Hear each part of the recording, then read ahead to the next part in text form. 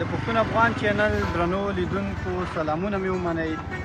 دیره رستورانت او شیرخانې ته راغلی یم. دلته تاسو لپاره یو لنډه خپرونه چمتو کوم.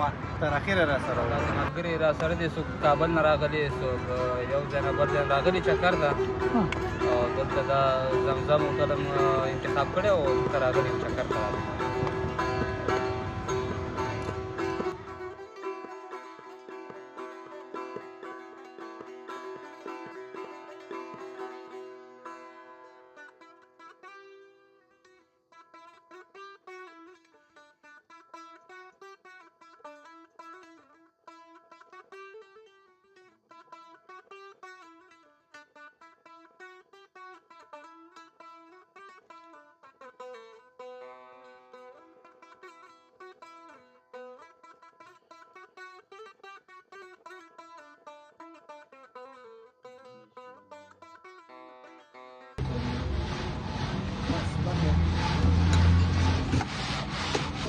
ये कारोबारी क्या छो ये खाली किया किलो रहा है किया क्या है दौड़ी की है ये दौड़ी की लेवा दौड़ा हम बोलते हैं दौड़ी ये मत दौड़ते या मेरा आगे की शॉप है एक भर्ती ना है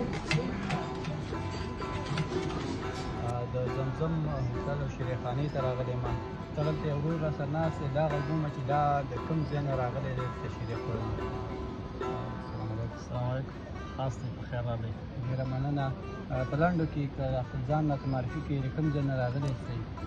نوم مې فضلالرحمن دی، د ننګرهار د کامې وځم. ډېر ښه. ته خو د خپله د کامې او په کامې کې خو ځای چې دی شیرخانې دي یعنې ډېرې دي. څنګه هم دا ځای غوره کړو چې دلته راغلی زمزم هوټل ته راغلی او دغه ځای مې انتخاب کړو؟ ډېره ښه پوښتنه مو وکړه. ولا بس شریخونه خو ډېر دی. کتم کامه کې هم شته دی، د همایون اما شریخ ډېر مشهور دی که نه. په کامه کې ښار نه خلک راځي، د کابل نه راځي. خو دغه ځای چې دی ډېره ښه ایریا ده، مطلب ډېر ښه ځای دی. شینوالی پکې ډېر دی. بل د سړک غاړه ده، غر دی ورسره په خوا کې.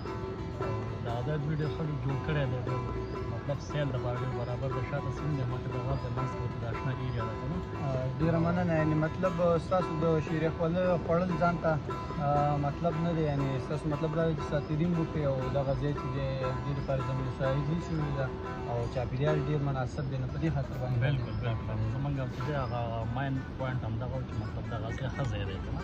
یعنې شریخ خو مخکې هم شته دی، ما ته څه ویلې پاس چې دی کامه غټه کامه ده، او چې کامې پل نه راواوړي دغه ځای نه به دا شریخ شروع کېږي عین تر د سرای پورې شته دی که نه.